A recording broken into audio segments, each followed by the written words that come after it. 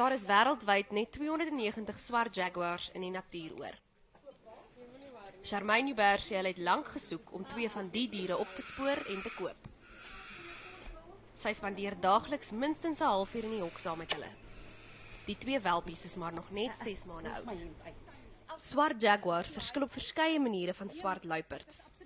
Hulle is onder meer groter en sterker, en anders as die meeste katte, hou hulle baie van swem.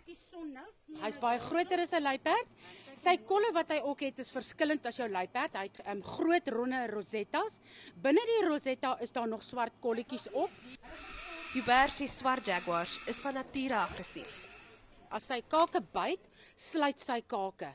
So daar waar hy ook al byt of ietsie, dan trek hy daai hele stuk vleis uit.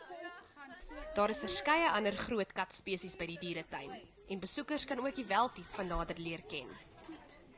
Die goue gestreepte tier en wit tier is van die bedreigde spesies hier by Mystic Monkeys.